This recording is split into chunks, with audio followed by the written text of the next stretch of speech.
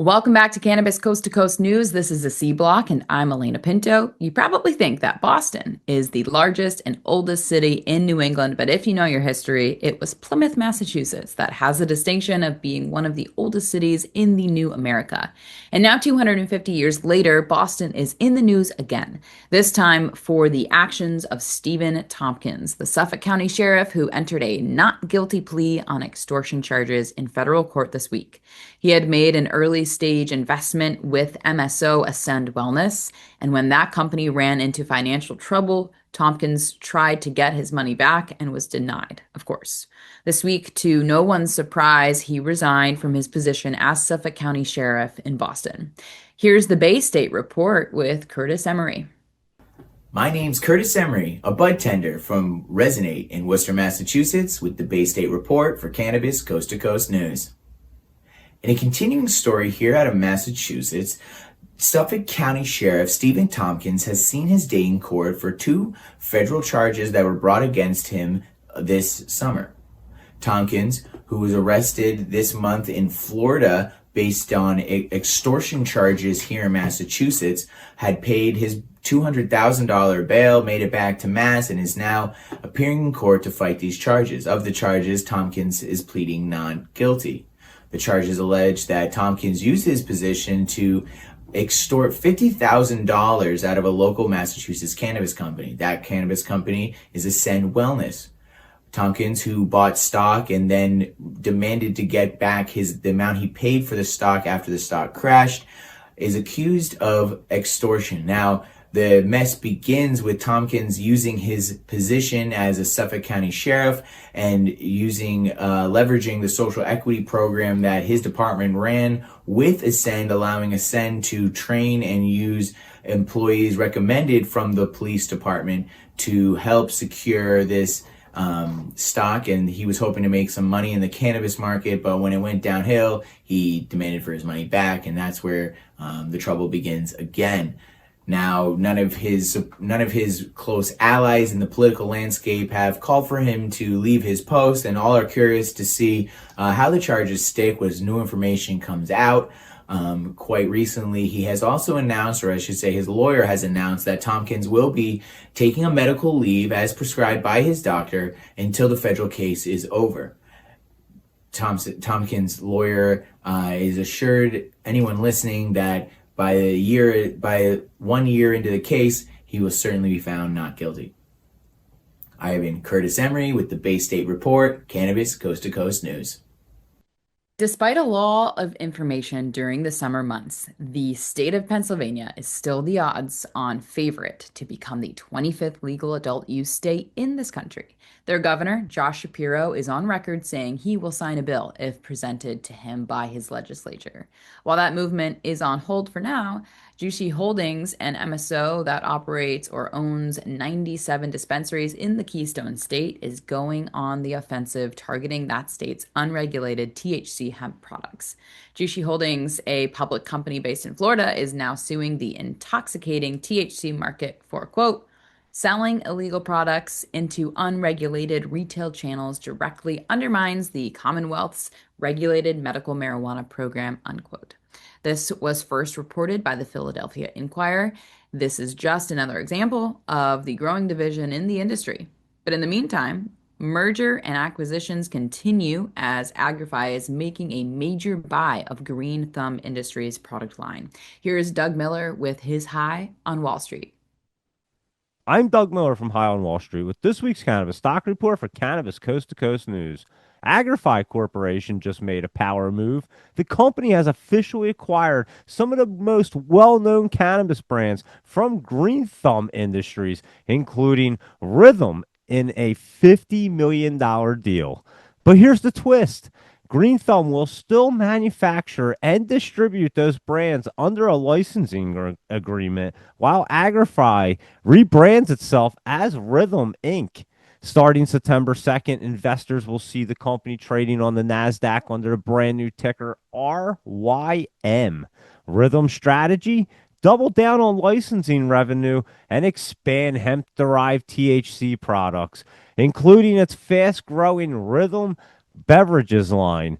CEO Ben Kovler says Demand for THC is rising as more consumers look for healthier alternatives to alcohol, and now these products aren't limited to dispensaries anymore. So let's see what the stock chart looks like. It's trading around $47.12, and it did pop up this week on that news. It could run up a little bit more, but watch for some pullback as it sets back up, and be sure to trade smart and lock in those profits.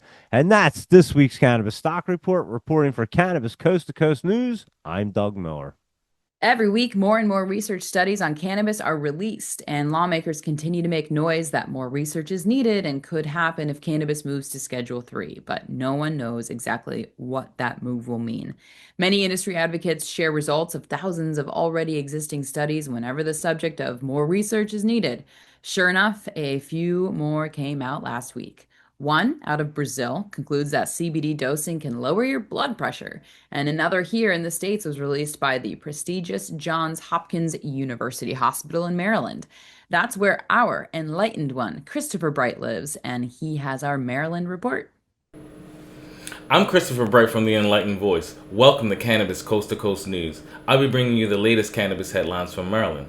A new study published in Cannabis and Cannabinoid Research finds no link between regular cannabis use and kidney disease. Researchers from Johns Hopkins and Tulane universities analyzed data from over 1,500 adults in Baltimore with an average age of 48, mostly black and female participants. The study, spanning 8.6 years, showed that regular cannabis users were not at higher risk for chronic kidney disease, rapid kidney functions compared to non-users. Even after accounting for factors like cigarettes or opioid use, the findings align with prior research suggesting cannabis does not harm kidney health. However, researchers call for further studies to explore the effects of different cannabis consumption methods and dosages, especially when growing variety of cannabis products. And now we have our content creator of the week. I would like to shine a spotlight on Charity, aka Be More Cherry. Charity has been a force since high school. Creativity and dancing has always been in her blood. As a brand ambassador and social media manager for Cookies Baltimore, watching her dancing in her reels or stunning a runway is amazing. Stop by Cookies Baltimore and say hi, and follow her on IG at BeMore_Cherry. And that's all for the Maryland's Cannabis Report. I'm Christopher Bright, reporting for Cannabis Coast to Coast News. Ohio is celebrating the 1-year anniversary of the launch of their adult use market with an announcement that $700 million in sales was collected. Another announcement should help put that total over $1 billion over the next year because that state approved pre-rolls for sale.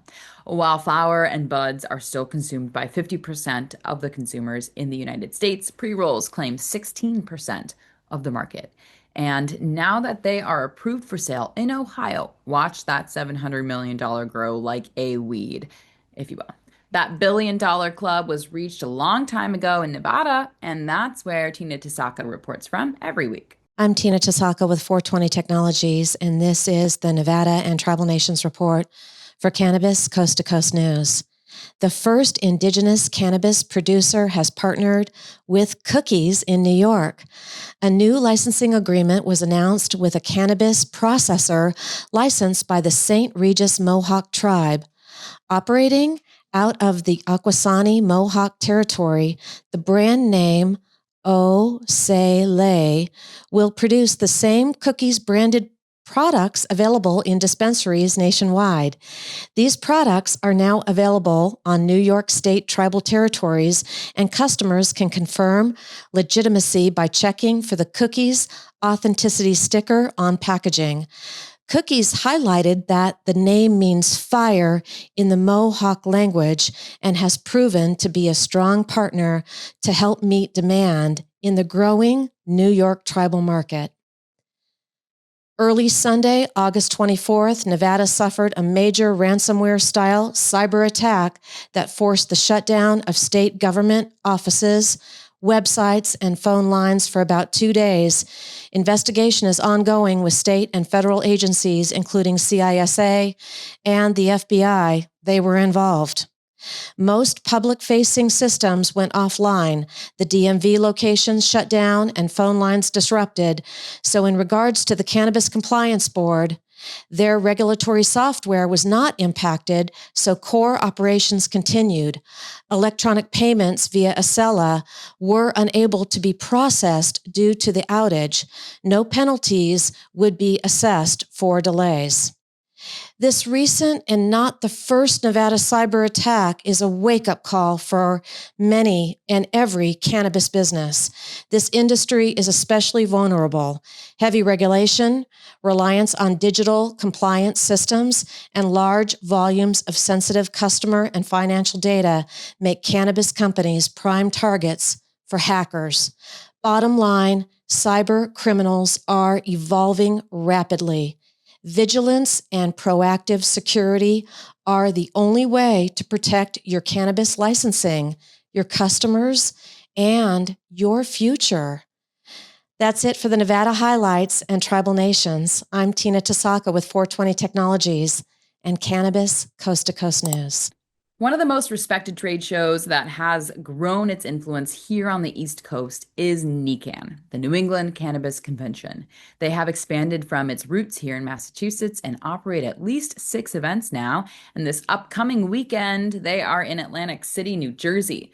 That's been a regular stop on NECANN Traveling Party for years now. And this week, they will have their regular variety of speakers and parties. And now that consumption lounges are open and operational, you know this Friday and Saturday, the 5th and 6th, will be networking party on the boardwalk in Atlantic City.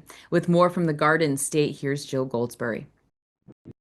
Jersey Cannabis reporter Jill Goldsberry here for you with the Cannabis Coast to Coast News New Jersey report. And as we roll into fall, the calendars are starting to get full. This week, the whole industry is gearing up for the NECANN Atlantic City event, which I'm hearing there are quite a few things that you're going to want to check out, including the Women's Blunt Brunch and the Cannabis Cup of Champions and the View opening night reception, all on Friday, September 5th.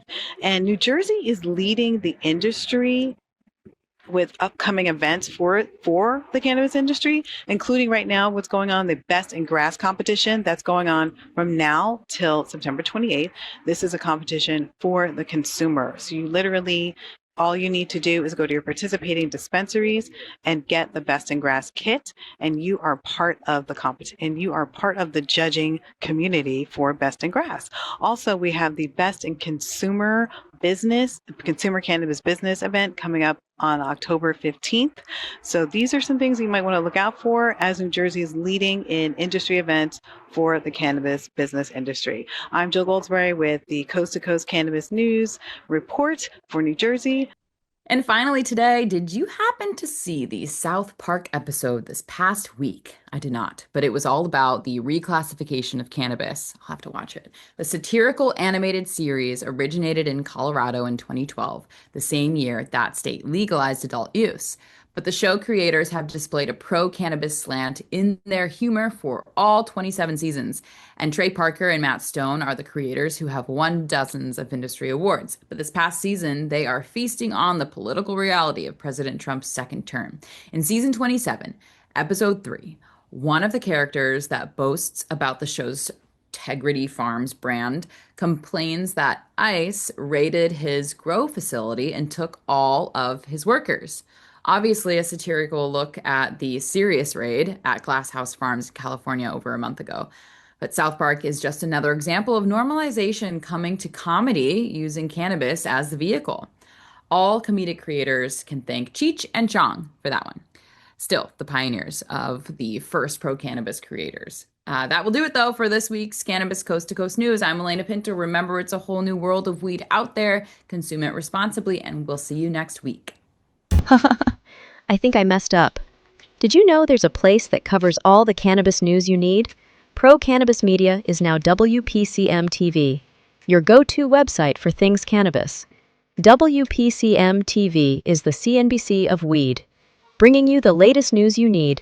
Amy Carter. This week, she reports from inside the State House in Lansing. I'm Amy Carter from Michigan Weedsters with this week's Michigan report for Cannabis Coast to Coast News and talk shows about all things cannabis. Well, thank you, and thank you for y'all all you're doing to get the word out. Like, this show is so important. It all started back in 2018 when Emmy award-winning talk show host Jimmy Young kicked it off with the In the Weeds podcast. That it's not just any generic paper towel. You do have a brand that you use, right? Yeah, we live or die by the bounty. I mean, The quicker picker upper. I love that. His mission? Building an army of multimedia journalists and podcast hosts who are documenting the fight to end cannabis prohibition in this country and around the world. Fast forward to today, and we've got the nation's only weekly cannabis coast-to-coast news program with Alaina Pinto. Hi, everyone. Welcome to this week's Cannabis Coast to Coast News, WPCM TV's weekly production of the fight to end cannabis prohibition in this country and around the world. I'm Alaina Pinto. Delivering the nation's only TV news-style program. Since June 2021, WPCM TV has racked up over 1.3 million views with 17 million impressions and picked up over 16,000 subscribers on YouTube alone. Now we even have our own app. For more information, contact the team at WPCMTV.com.